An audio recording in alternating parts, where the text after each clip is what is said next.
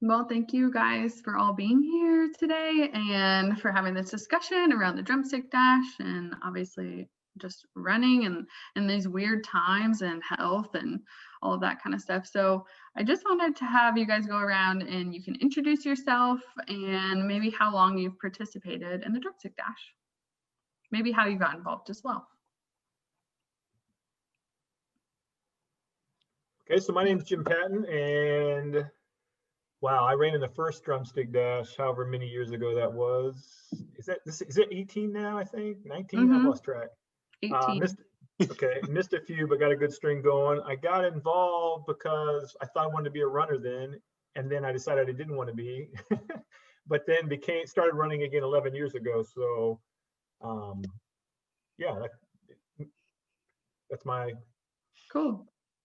Yeah, and I guess just for those that are watching this recording, I forgot to mention that everyone here on the call is an ambassador, or Drumstick Dash ambassadors, and those that are out in the community just sharing the good news of what Wheeler's doing and encouraging people to sign up for the race. So yeah, Kevin, welcome to the call. All right, I'm glad there's a few others coming behind me or ahead of me. Sounds good. Yeah, whenever anyone joins in, sounds great. We are just having a discussion. This is just a recording that will be on our virtual expo. And so, yeah, just discussion around this. So we're going around and having everyone just say their names and how they got involved with the Drumstick Dash and how many years you participated. Sarah, do you want to go next? Sure. I'm Sarah Arnold. I've been participating in the Drumstick Dash almost every year since I moved in 2012. I used it as it was an opportunity for a first live race or timed race, and I've enjoyed doing it almost every year since. Wonderful. Awesome. Hey, Jen, do you want to go?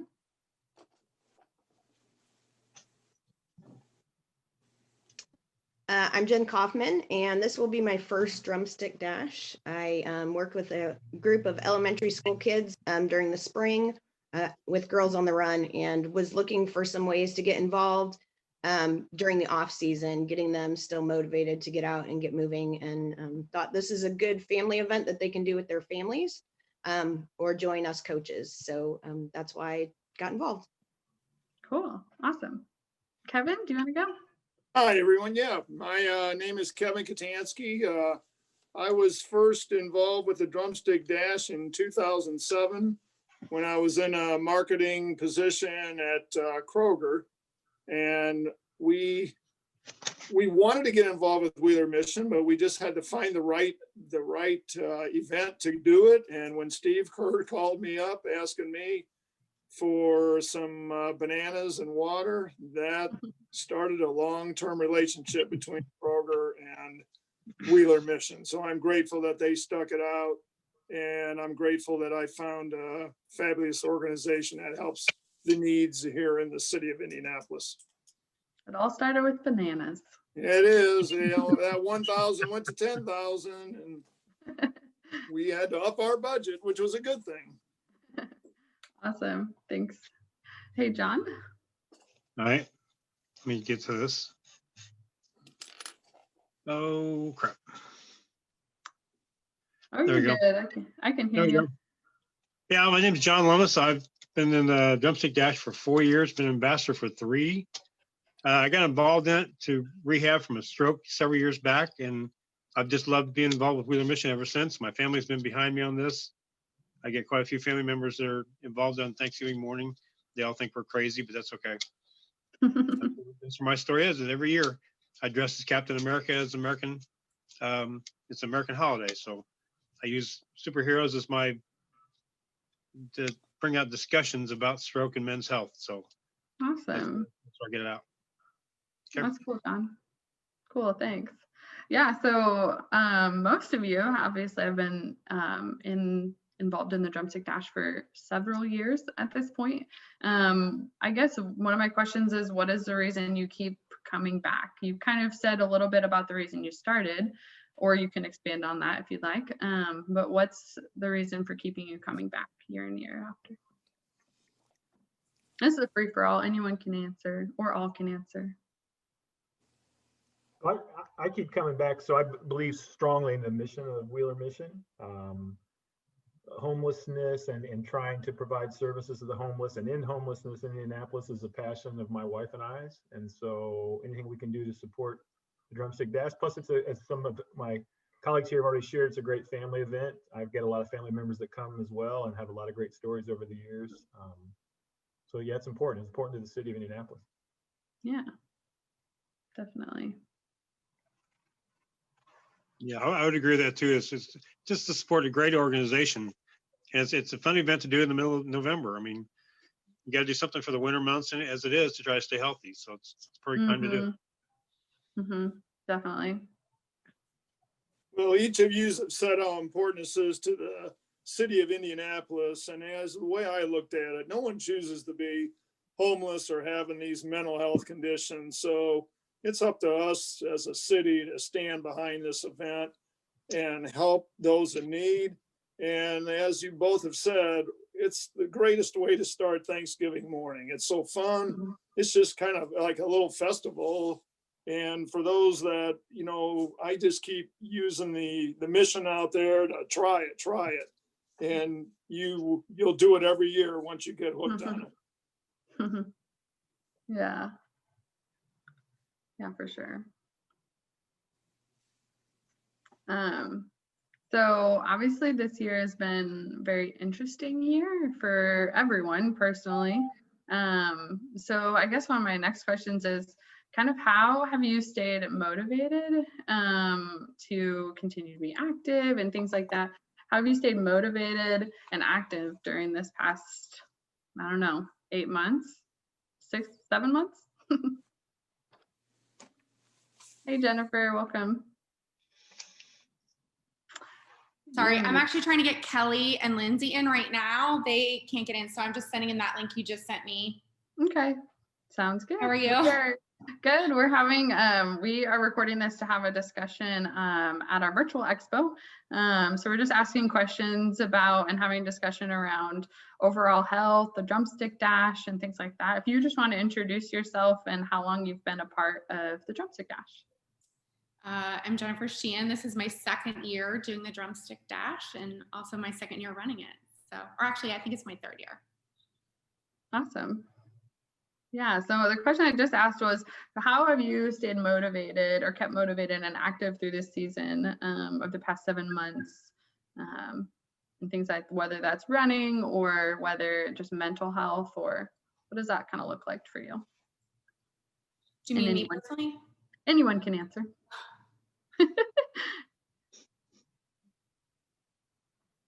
I just stayed active because you got to keep going this stuff year round to keep yourself in good health. So I just keep pushing myself even harder and harder, even though it's slower times right now, but you can still get out there and get out there in the fresh air and get outside instead of be stuck inside everywhere. Absolutely. You know, there was so much confusion at the beginning of this about what does quarantine mean? Well, quarantine didn't mean that you couldn't go out and walk a trail or run at one of the parks or on the Monon. You know, there was just confusion, and I felt sorry for some of the people that said, "Hey, I can't do anything. I got a quarantine." Well, no, you can keep walking, running, biking, and I think a lot of people figured that out. And I think through this, some people have figured out that, you know, good health is helping prevent COVID from some people. These pre-existing conditions, you just got to realize you got to avoid those to stay healthy. So, you know, and it does take some motivation to go out there, especially when there's no events to participate in. That's the one that has gotten me down, but I'll go out and, you know, keep trudging on. Yeah, I'd have to agree with that answer too. I mean, that's the one thing that's remained normal for me throughout is the ability to get out, like you were saying, and still run, because, you know, I can be away from people and still do that. And in fact, keeping track and looking at my miles, I've run, you know, almost as many miles, more miles this year than I have any other year. I'll be pretty close to it. And then the other way I've stayed involved is Back on My Feet, which Wheeler's also a part of and has a team run from there. We started back up with those guys in June. And so we started meeting at first 2 times a week and now 3 times a week. Everybody wears masks. There's a team that runs from, like I said, runs from Wheeler, and that's, you know, kept me engaged too for the guys in the facility so they can get out and exercise as well. Yeah, that's awesome. I think before this started, my motivation was being part of a group and that accountability. So it's been a hard transition to try and motivate myself to get out there and keep active. We were already signed up for the mini when everything shut down. So we did that in our basement on the treadmill, which was a huge bummer because it was I was running it for my 40th birthday. We did it in the basement. So I think just finding that new motivation, that new desire to just keep out and active has been a challenge, but also it's been good because I found that for myself, not just because I'm with a group. Congratulations, Jen, doing that on your treadmill. That's awesome. Yeah, that is impressive. I'd rather be out in 0-degree temperature. I agree. I agree on Good that. for you. Yeah, I would say the mental piece to that is probably what I've seen is the hardest with all my run friends and even our BMF family. That's been a really tough one. And I think the biggest factor that has changed it around for a lot of people, even myself working through an illness, is just having that support or just finding one person or being that support to somebody else has really made a difference, because I think even some of the best runners that I know, they've really fallen behind on their times and they've gotten so caught up in that, and they don't give themselves a break to understand that what we're going through right now is, it's, you know, we've never had anything like this before, and you have to give yourself a break and give yourself some grace and just understand that it's not going to last forever. But I think the mental piece, the mental aspect of that has been so heavy. And for some people, it hasn't been so easy to just go outside and walk or get going because that mental health isn't there. So I think that's so incredibly important to find somebody that you can match up with. And I think it's really neat too, because where I live, I have seen so many more people that are walking and running. And I'm like, it's kind of weird because, you know, if you are that typical runner and you're driving and you see somebody running, I don't know if you're like that, but you get irritated. You're like, why am I not outside running? Like, this is not fair. But you also kind of start to memorize people's patterns. And I've seen a ton of people that I have never seen before out here. And I think it's so neat. I just think it's really amazing that people have found different ways and pathways and avenues to stay healthy and active, but also like keep their mental health really healthy. Yeah, totally. Yeah, I think this whole season has brought, I think even my husband and I at the beginning, like you were saying, Kevin, was like, how do we quarantine? Like, so I'm just supposed to stay inside all the time? And understanding pretty quickly, like within a month, we were like, wait, we can't do this. Like, I want to be outside. We can go on a walk and it's okay. And things like that. And that has been so like, I feel like all of us have kind of been brought to a place of having to be really creative with the ways that we see people at times. And I've spent more times hanging out with people outside or going on a walk with friends that I normally would have just sat down for coffee with or something like that. And so just being active in that way has been so good, I think, for me personally too, in this season. So yeah. Hey, Lindsay. So we'll just keep on going. Yeah, I think that was really great. So we'll switch gears a little bit. Hi, Lindsay. Hi, I'm standing in line currently to vote. So hi. Sorry, I had some Good trouble luck. logging on. Oh, thanks. It's okay. I'm glad you're here. So yeah, Lindsay, we're just having a discussion around just certain topics of around health and Drumstick Dash and things like that. So feel free to chime in whenever. So yeah, I guess the next one is kind of going back, but tell me an experience or the first time you ever competed in a race, official or however you'd like to classify it. But tell me how that experience was for you then and how it has shaped running for you now.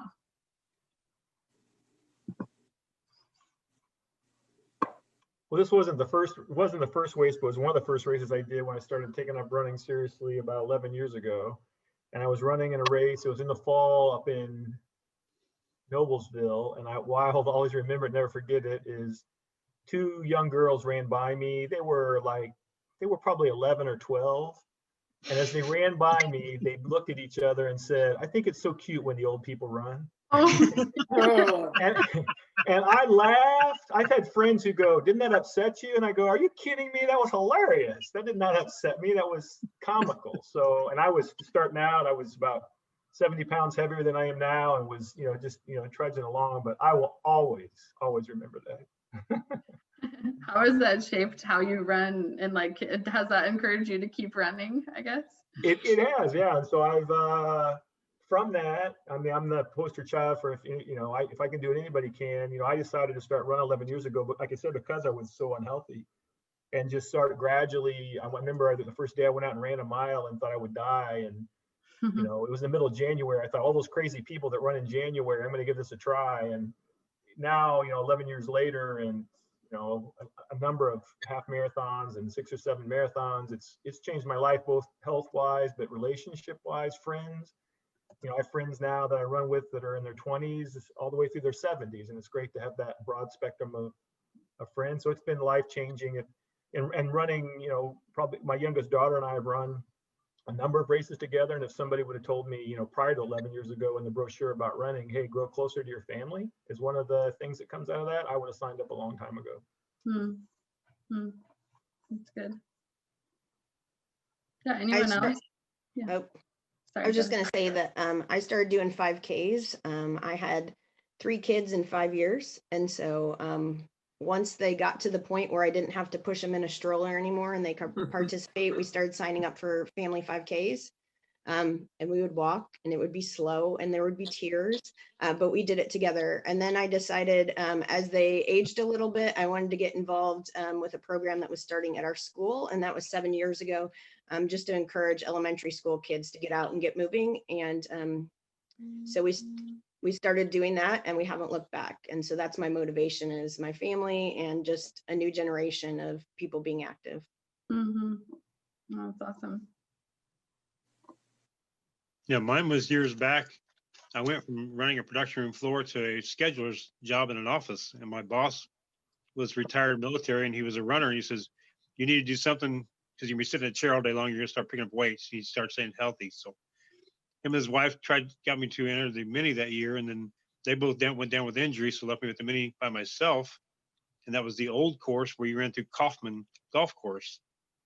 And I think it was 90 degrees that day, and they said, "Make sure you drink plenty of water." Well, I drank plenty of water, and it sloshed all through my stomach the whole time. And it didn't last past Kaufman golf course. But one of those years back then doing the mini, and then when I went down my stroke and I couldn't even walk again, this has been my new journey to be able to run again. I'm close to being able to jog, but I still am at the walking paces after 7 years. I go close to 30,000 steps a day at this point. So it's been a goal to stay motivated and keep pushing and pushing and pushing on my legs as much as I can. Awesome, John. yeah, recovered from that. That's amazing. Yeah. And people ask me all the time, walk up there, "You want to sit down?" No, I do not want to sit down. I like being on my legs. I spent 19 days in a wheelchair. I do not want to go back to that stuff. Wow. Yeah. I prefer to stand than anything else. And to stay moving. I as motivated as many people as I possibly can, as far as walking and getting their steps up and getting healthier. And I do it across the world, actually, with the stroke clubs. And it's been really nice to see people up and moving again, like 10,000 steps a day or so. So that drives me. And then just being part of the Drumstick Dash every year is driving me also. Oh, wow. Thanks for sharing, John. Jessica, this is Kim. I just joined. I just got the new link. So I'm so sorry that you're totally fine. I'm late. I didn't have the email, so someone else sent it to me. Yeah, sorry about that. Yes. So yeah, we're just having a discussion just around different topics. Obviously you can come in whenever. But yeah, if you want to introduce yourself and just kind of how long you've been a part of the Dash, you can do that and answer the question if you want to, whatever you'd like. Okay, all right. Well, I'm Kim Klotz and grateful to be a Drumstick Dash ambassador. This is my first year of doing this, so I'm really excited. It's been, it's been fun. It's been fun participating, although, all virtually. It's been exciting to, Mhm. meet with everybody and, meet new faces and, make some new friends. Yeah. Yeah, if anyone wants to, the question that we were asking was about your first race and how that experience shaped how you're still running today. Well, my first race was actually the Fisher's Spark back in 2019, and I had been training for it because I'm newer to running. I've been running about a year and a half, and I was practicing and training, and I would go home and tell my son, I'm so excited I did a 12-minute mile today. And he was 20 years old. He wasn't listening to me. And so I did that for a couple days, and he finally heard me, and he's like, wait a minute, Mom, you were doing a 12-minute mile. You were not. And so I was actually looking at my tracking on my phone incorrectly. And so I panicked because I was, preparing for this race. And so I went to work and talked to some of my friends there, and they're like, why don't you try run walking? You'll be able to, if you do that for 2 or 3 weeks, you'll be able to, participate and do better in the race. So that's what I did. And that's how I got started running. And then I was, running in my neighborhood, and my neighbor came out and, started talking to me and asked me what my goals were for running, and asked me what I was doing in November of last year. And because of her and just all the other support, I did my first half marathon last year at the Indy Monumental. Awesome. Awesome. Good job. Thank you. Great.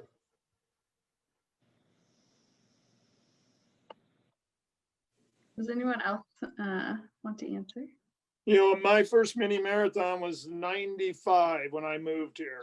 And Kroger was involved in it. And I said, man, I got to go do this. So that was pretty memorable year. I did the mini marathon and then did the Hoosier 100 or the Hilly 100. And so I thought, man, these are like the Woodstock of events here. But yeah, everybody has their memories. And I think once I got by the half marathons, I thought I'd hit the big time and try a marathon. And we all have our memories from that. Mine was in Chicago. I guess it must have been about 2005. And it was the first trip I ever made to the medical tent, and I literally finished that event. Yeah, I didn't know how to train right, didn't have enough fluid in me. And I was just like dragging my leg. And the medical guy saw me and he said, come on in here and get some Gatorade. And I said, I'm not going in a medical tent.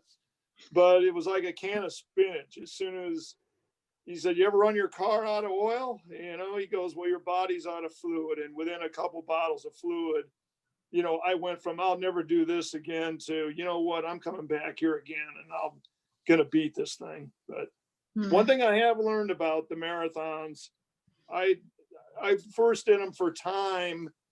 Then I started taking a camera along the way and taking all these photos along the way. And it's very memorable to look back, especially when someone would hold a sign up and it would say, go Kevin, and people would say, were they holding that for you? And I said, well, sure did. Look at it. So there's great memories, whether it's a 5K, like some of you have done, to a half. So, and the Drumstick Dash is, got more signs, characters, superheroes, and that's just kind of what makes it fun. And as I've learned at 64 years old now, I don't have to worry about time. I just want to have fun and get done. Yeah, thanks for sharing. Yeah, with that, I guess that kind of brings up like what's your guys' favorite memory from an event? It can be at the Drumstick Dash, or maybe you can do both, the Drumstick Dash and non-Drumstick Dash memory. But do you have a favorite or one that kind of sticks out? I would say for me, it was 3 years ago. I accidentally ran the Carmel Half Marathon. It was my first one. Accidentally. You'll have to expand. And I missed the turn because everybody leaves at once, and I got all confused and I went the wrong way. I went with the half marathoners and marathoners, and I was only signed up for a 10K because I used to just do 5 and 10Ks. That was it. And I found myself like at the wrong point. I kept looking at my watch and I'm like, this should be over. And it wasn't. And I was like in the middle of nowhere. So when I looked around, all of the bibs were red and blue. They were the wrong color. And that's when I realized I'm in the wrong place. So I stopped and kind of got on my phone to see how far away I was from town. And it was like 6 miles. And I'm like, well, I'm halfway. Who knows if I can do this? Didn't eat that morning, totally did not do anything right. But I went for it. But what made it so memorable was I ran into a girl, and I actually got in contact with her last year, but I ran into a girl probably mile 7 or 8. So right after I figured it out. And she carried me through to the whole race to mile 12. And she started to slow down. And she was like, I need you to go on without me. And I'm like, no, I'm like, you're helping me. Like, I've never run this before. I'm barely alive. And we finished it together. And it was just the most amazing memory that somebody who was a seasoned half marathoner and marathoner she just happened to be having a bad day, which was the only reason I managed to match up with her. She would have been way faster than me normally. And she helped me finish my first accidental half marathoner. And that's the day I became a half marathoner. And it was great, but it was such a great memory because the kindness of runners, it never ceases to amaze me. Like it's just, for example, like if anybody ever falls, like almost everybody stops their race. It's like suddenly our Garmins do not exist. Any other time our Garmins would exist. But if somebody falls, everybody just stops. So I just, and the kindness of people, it was just what made it so memorable. I think mine, I've got a lot of them, but mine probably sort of what, Jennifer was sharing a little bit in terms of helping someone finish their first race. So we get the privilege of doing that with Back on My Feet because these guys train for 5Ks and 10Ks and half marathons. And so 2 years ago, actually running with a guy during the whole race and stopping to, like Jen saying, stopping and then taking it in, like kissing a yard of bricks. I'd run the mini 10 or 12 times, but never stopped to do that. And just doing that, but then yet helping someone finish their first race. There's nothing like the smile and the joy of someone when they make that accomplishment. So I think that's probably what's most satisfying for me. Yeah. Mine would have to be the mini marathon 2016, which would be 2.5 years after my stroke to actually pull off 13 miles. It takes 3.5 hours to walk it, but I had the therapist, I had my family there. The therapist actually ran the mini with a 60-pound weight vest on ahead of me and was waiting for me at the finish line when I got done just to make sure I cleared the line. But to be able to accomplish that just blew my mind that I could actually do that. And the family was all right there the whole time, cheering everybody on since I got to the finish line. Awesome.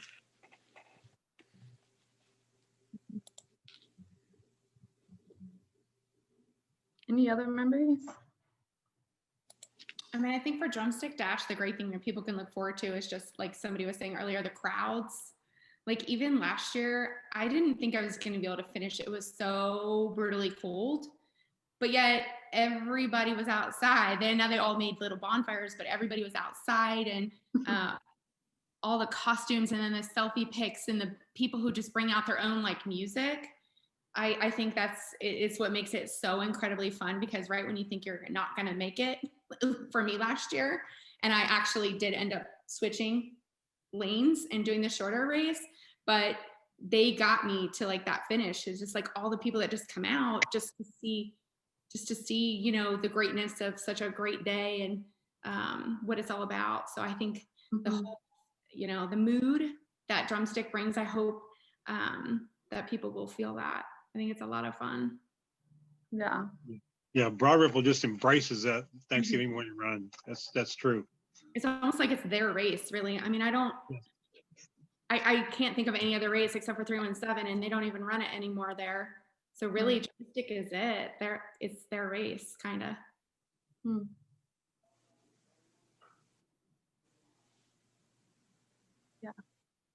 Yeah, it's really fun to have the race up in Broad Ripple. I feel like it's a very like small town feel, but this huge race just takes over. But yeah. And they're so nice about it. I mean, we're essentially shutting down their village for an entire day. Mm-hmm. They're so gracious. They love it. Mm-hmm. Yeah, for sure. I mean, it's a family event for them also, because like you said, they're all involved out there with their bonfires, their music, and they all have to get to their houses prior to the start of the race, and then they're stuck there till we're done. They're all there. I mean, all the families there. It's pretty cool. Yeah, it really is. Does anyone else have any memories? Otherwise, I'll move on to another question. I'm sure, I mean, I've ran a few half marathons myself, and I feel like there's always a moment or something in the race that was really hard. And you talked about it, Jennifer, a little bit. But I guess this is overall, but what was the hardest race you've ever competed in or completed? I'll jump in on this one. It was my first marathon in 2017. I had actually suffered a fractured ankle, so I trained for 8 weeks, and I still was determined to run that marathon. And I did it.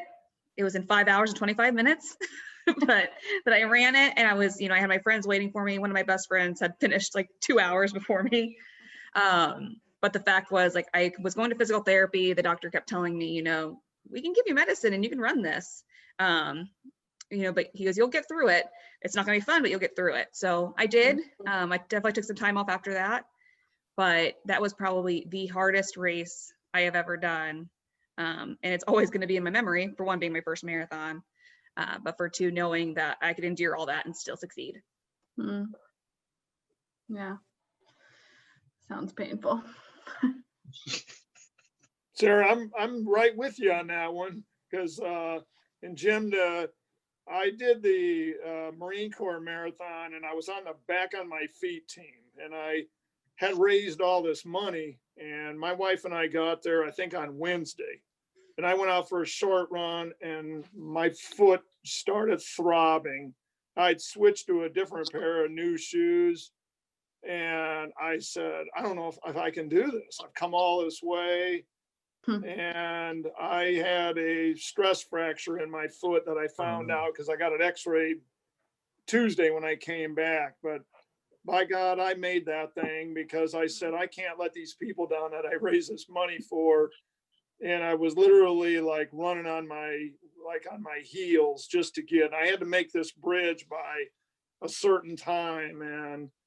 And then the race ran out of water toward the end, and that, it was like an 80-degree day. So you're right, you can overcome pain if you set your mind to it. And at the end of it, we all finished in Arlington National Cemetery. So I said to myself, man, if the Marines could do this, so can I. So painful but good memory. Yeah. I haven't heard of that race exactly, but is it more of like an obstacle race, or is it it just goes through DC. It's so very cool because it goes around so many of the monuments, crosses over, you go right past the White House and cool. The Capitol, and it just has some very cool visuals. Yeah. Over the river, so. That's really cool. It's a great event. That was my first marathon, actually. Is that right? Awesome. Yeah, you're right. It's a great event. And the Marines are there, supporting you like along the way. I'm starting to walk. I got a mile or two to go, and there's a Marine going, "Come on, you can do it." And I'm like, "Yeah, okay, I guess I can." Yeah. I wore the boot after that. What's that? I said I wore the boot after that, but by God, it was worth it. I can't imagine doing that. Either one of you guys doing those runs hurt. I cannot imagine that. I think that I've had a lot of hard ones, but probably the one I remember most, it was in Indianapolis, and it was the Polar Bear run maybe 5 years ago when it snowed really hard all night long, and didn't even know if they were going to have the race, and the snow was probably 6 inches, I don't know, and they still had it anyway, and it was like running through the sand. And I ran a marathon that year too, and running in the snow was way harder than any marathon I've done, running 5 miles in the snow. And and that was with some back on my feet folks. And so we still kid about that to this day, about how difficult that was. In fact, it was two that you did the bear, you did a 5K and a 5 miler. And after the 5K, I said, I'm done. I'm going home. And the guys are with like, no, we're doing the 5 miler too. And I said, I know, but I'm not doing it. See ya. And they go, no, you got a commitment to these guys. And I'm like, darn it. So I kept my commitment. Bring out that commitment word. Darn it. Oh, that's funny. Jessica, I'll jump in. I'll go back to my first half marathon. The Indy Monumental last year was the hardest but most rewarding, I think, race I've done so far. I trained for 3 months, and, I did everything by the book and had all my, goals, had everything written down. Was so excited for race day, and went with our group, and everybody started. The crowd down there was crazy. We couldn't even get to the right corral. So we just started as we did, and everybody runs, and you have your own time. By mile 9, I had blisters that were evident, and through all the training, I never had one blister. I didn't change socks or shoes or anything, so I don't know why I got those. And then at mile 12, my music died. And so it forced me, I think, that was a little divine intervention to say, you need to take this in and, let the crowd carry you. That's what it did. So it was the most difficult, but probably the most rewarding one I've ever done. Great. Congrats. That's awesome. Yeah. Thank you.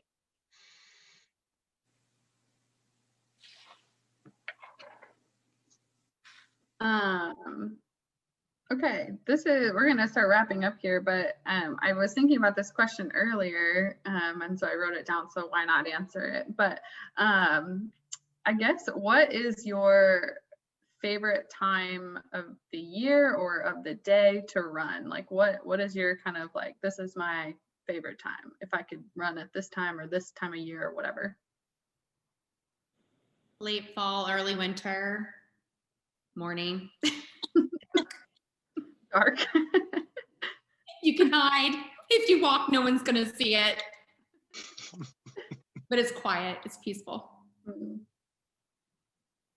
Yeah, I'd say late fall, winter, all the evening time is nice and quiet. You had the day heat for a little bit, so it's not as bad. I used to always be an evening runner. When I started running with Back on My Feet 7 years ago, we run at 5:45 in the morning, 3 days a week, as Jennifer knows. And so now I'm a morning runner, and definitely fall. This is the best time of year to run right here. I am not a hot weather runner.